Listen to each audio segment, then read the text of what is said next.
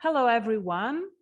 My name is Eleonora Mani. I work as events coordinator, in-house interpreter and translator at ISC International, Istituto di Scienze Cognitive.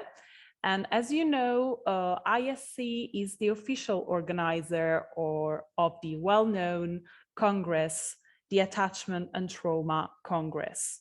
And this year, our 12th edition will take place finally in Rome from September 30 to October 2nd, and will be titled Attachment and Trauma: Effective Clinical Interventions and Research. And today I am really delighted to welcome one of our eminent speakers who will give an online lecture at the Congress this year, and will discuss the effectiveness of EMDR in the treatment of trauma and attachment disturbances. So I'm really glad to welcome Dr. Roger Solomon here. Hello, Roger. Thank you for your time and thank you for being with us today. Hello, Eleonora. Thank you. So I would like to ask you a very simple question. Can you please summarize the main topics that you will discuss during your online talk at the Attachment Trauma Congress on September 30? I'm going to talk about the utilization of EMDR therapy for traumatic attachment to the perpetrator. So if I can just explain more. Yes, of course.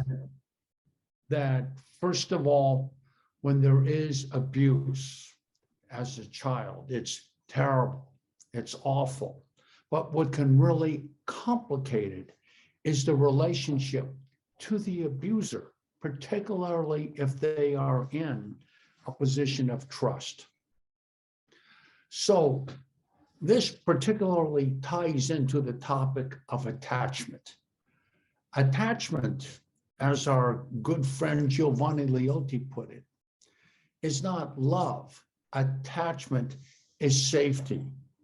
And so the person that one depends upon for safety is also the source of terror.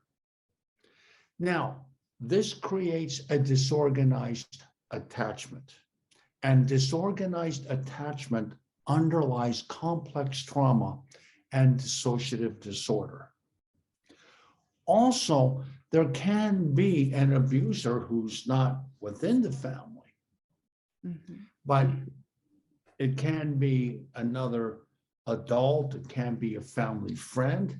And in the case examples that I'm going to present, one will involve a stepfather and the other will involve a gardener who formed a relationship with a 6-year-old girl who was very needy. So what happens is that there can be grooming, or the abuser develops a relationship with the victim. And the victim may start to look at the perpetrator with an attachment, and then there's the abuse. So this complicates the trauma. What we have is the trauma of the abuse, and this is terrible. But we also have a traumatic attachment to the abuser. You know, someone I look to for safety, for connection, is the person that's abusing me. So this also has to be addressed. Now, fundamentally, what can make a person very vulnerable to trauma and to the manipulations of an abuser is a disorganized attachment and early childhood. We are wired to connect. And again, when we don't get our needs met, we can have an insecure or disorganized attachment. And this creates a vulnerability to later manipulations. So at some point, we have to go back and also treat the earlier childhood caregiver interactions that created the vulnerability. So in summary, the treatment model I'm going to be talking about is how we can use EMDR therapy to first treat the terrible trauma of the abuse. And we can also use EMDR therapy to treat the traumatic attachment to the abuser. You know, the person that I was looking to for connection is the person that's abusing me. So there's betrayal, but there's also guilt that can be there. It's my fault, and we have to deal with this. And also, we also have to deal with the underlying early childhood interactions that may give rise to a disorganized attachment in order to complete integration. EMDR therapy is an evidence-based treatment for psychological trauma. And psychological trauma is not only the great, big, huge, big T trauma of, say, like abuse. It's also the seemingly small, but very impactful memories like mother's angry look, or I needed help and father turned his back, and something that's so pervasive. I'm alone. I'm not seen. I'm invisible. And this is what can create the vulnerability to the manipulations of an abuser later in life. So this is the topic I'm going to be talking about. Well, it sounds, yeah, of course. I'm going to be illustrating this with videotapes of actual client sessions. That's great. That will certainly be an added value, I think, for the participants to have, you know, to be able to watch these tapes commented by you. And so it really sounds a complex but fascinating topic, Roger, and I'm sure that you will provide the audience with really valuable insights, even if you will just you will give your talk online. I'm sure it will be a very enriching learning experience for them.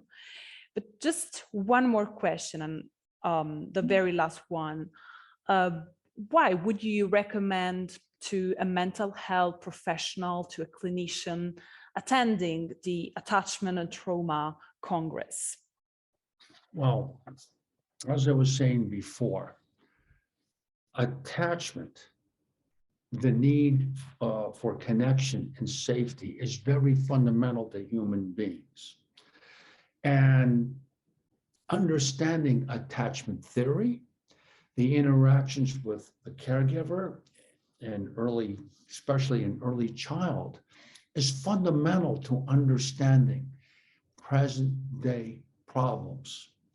So why this conference is important, it is going to address the fundamental issue that all of us therapists need to deal with, and that is the attachment relationships our clients had. As I said before, research has shown that disorganized attachment, insecure attachments, disorganized type, underlies complex trauma and dissociative disorder. And though we certainly want to treat present symptoms and earlier traumas, to complete integration, enhance integration, we have to deal with the attachment relationships of early childhood. So this conference is addressing a very important topic that is always timely.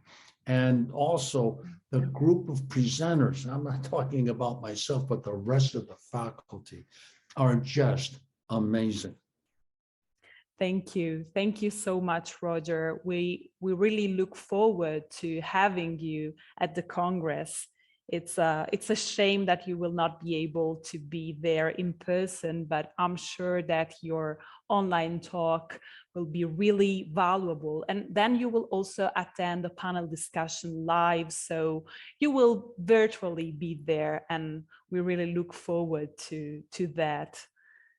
So Indeed, and I want to make myself as available as I possibly can be online and interact as much as the online format will allow me to. Sure. I really appreciate this opportunity to participate in this Congress.